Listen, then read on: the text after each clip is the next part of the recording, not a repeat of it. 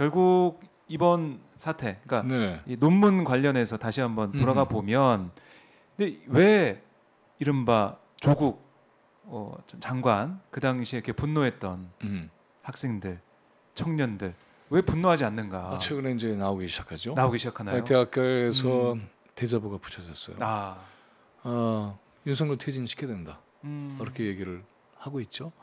제가 아까 이제 특권 독점에 대한 얘기를 했는데 네. 이게 다 연결되는 거죠. 뭐냐 하면 논문도 왜 표절하고 왜 그런 식으로 해서 학위를 가짜로 획득했겠습니까? 특권 세력이 되는 과정이잖아요.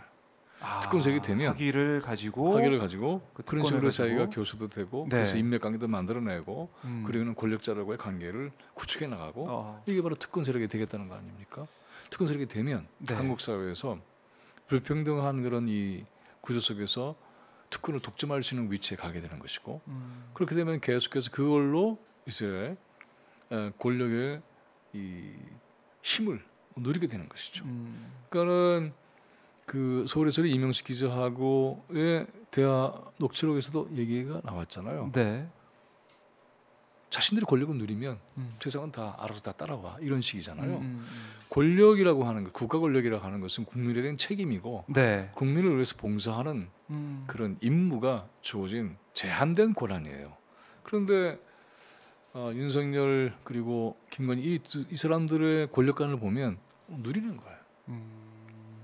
그 국정에 대한 차이점이 있네요. 국정에 대한 관심이 없어요. 그리고 이번에 뭐 홍수가 태풍 나니까 뭐 난리를 치는데 네. 쭉 우리가 쭉 봐왔지만 대통령으로서 윤석열이라는 사람은 굉장히 게으르죠. 그러니까는 폭우가 쏟아졌을 때 침수된 걸 보면서 그냥 집에 가버린 거잖아요. 지난번 폭우 때 네. 그렇죠. 이건 뭐 모든 걸 얘기해주고 있는 겁니다. 그래서 이런 국정을 위해서 헌신하는 그러한 태도도 없을 뿐만이 아니라 네. 국정에 대한 기획 자체가 없어요. 기획서가 없어요. 저는 이 검찰이 이제 직할 통치하는 방식이 돼버린 거잖아요. 근데 네. 우리 사회의 현안이 굉장히 복잡한데 그리고 다방면의 전문 영역이 있는데 그래서 한 분야가 독점해서 그것을 꾸려나갈 수가 없어요.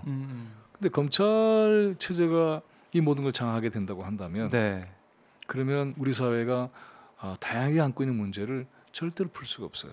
검찰이 잘하는 것은 수사하는 거잖아요. 국정은 수사하는 게 아니에요. 고민을 듣고 현안을 풀어주는. 그래서 함께 의논해서 이 문제에 대한 여러 가지 해결책을 찾는 그런 굉장히 중요한 민주적 협의의 과정이 있습니다. 네. 이런 것이 기능 삭제가 돼버려요. 그러면 국정에 굉장히 중대한 마비 현상이 일어납니다. 지금 우리가 겪고 있는 거예요. 그동안 우리가 겪어보지 못했던 그렇죠. 그런 일들이 벌어지고 있다. 검찰의 직할 통치라고 하는 것이 일종의 검찰 파시즘 체제인데 과거에 박정희하고 비교를 해보면 네. 박정희도 일종의 파시즘 체제였어요. 그래서 이런 검찰 파시즘이 등장을 하면서 유사성에 대한 논의가 많았는데 중대한 차이가 있어요. 그리고 박정희에 대한 역사 평가에 있어서 여러 가지 고민이 되는 지점 중에 하나가 뭐냐면 그때의 파시즘은 민주주의를 압살하는 측면과 함께 나름대로 자기들이 갖고 있는 국정 기획이 있었어요. 그랬죠? 근데 이 세력은 없어요. 그냥 누리기만 하겠다는 건가요? 떠오르는 게 있습니까? 이 나라의 미래를 위해서 어떻게 하겠다 있습니까? 기후 위기 앞에서 우리는 어떻게 하겠다 있습니까? 네. 네. 그리고 대외 관계에서 우리의 위치를 어떻게 잡겠다 있습니까? 불평등이라고 하는 계급 구조 속에서 국민들의 삶을 어떤 식으로 그 고통을 해결해 줄까에 대한 게 있습니까? 그다음에 제4차 산업 이후에 밀려 들어오는 여러 가지 국제 경제 속에서의 위기 이것을 네. 타개하기 위해서는 지금부터 어떤 식으로 준비하겠다 있습니까? 없어요. 총체적인 그림 자체가 완전히 공백 상태예요. 그리고 내놓는 것은 아까도 얘기했지만은 빈익빈 부익부를 위한 네. 불평등의 심화 쪽으로 가고 있는 거죠.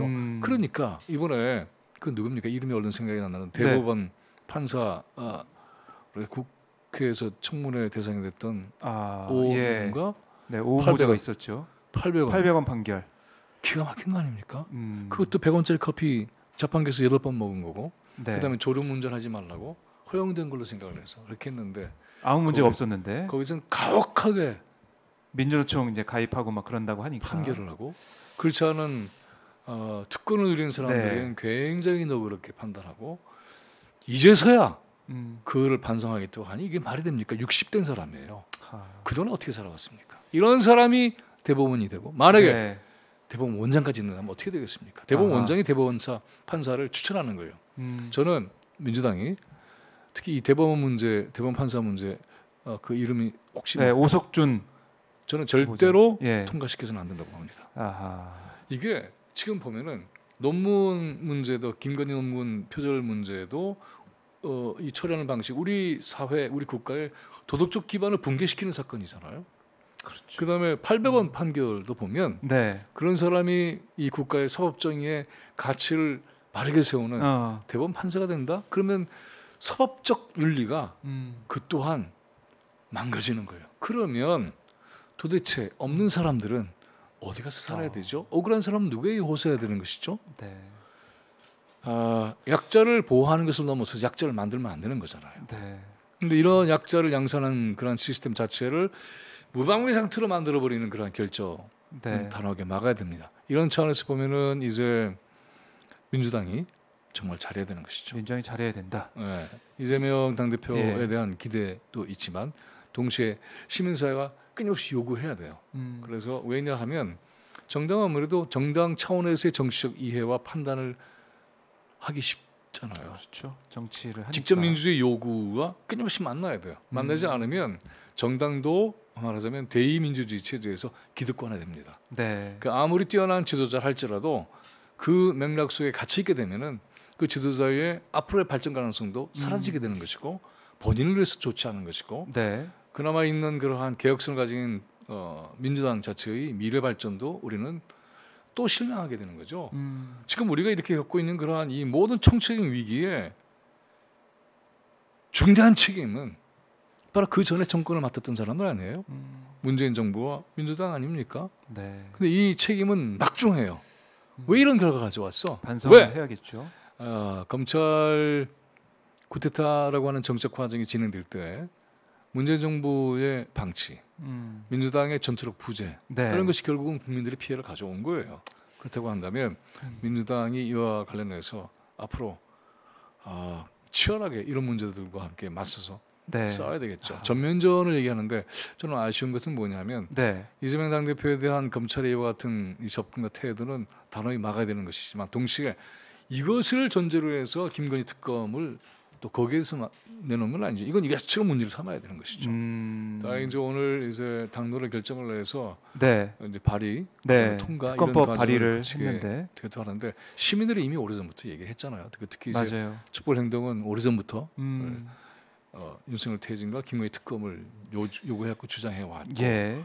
그리고 이제 이게 누구는 혹시 이거 빠른 거 아니냐라고 생각을 하지만은 윤석열 퇴진이 아니고서는 현재 진영의 해체항을 막기는 어려울 것이다. 가능한지 안 가능한 것인지 우리는 모르겠다. 하지만 네. 올바르지 않은 것은 올바르지 않은 것이다. 올바르지 않은 그러한 권력을 계속 유지할 이유는 하나도 없다. 네. 그리고 김건희 특검을 통해서 이와 같은 모든 모순을 사법정의로 바로 세워야 된다. 이제 4차, 5차까지 지났는데 네. 촛불행동의 토요일 오후 5시에 청계광장에서는 그 행동 집회에 엄청난 사람들이 몰려들고 있어요. 점점 늘어나고 있고 그렇죠. 온라인에서도 많이 보고 있고. 그렇죠. 엄청난 거죠. 네.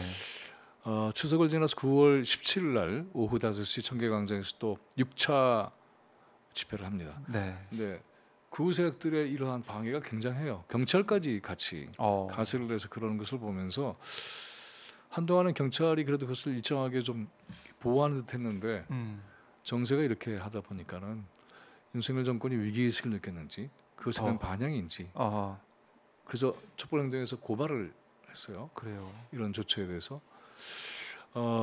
굉장히 많은 분들이 모이기 시작하고 있고 이걸 통해서 시민사회가 이제 앞으로 우리 사회가 겪고 있는 여러 가지 모순 문제 네. 이런 것들 담대하게 발언하고 요구하고 정세를 변화시키는 네. 책임 있는 그러한 사건이 있게 된다. 함께해 주시면 좋겠습니다.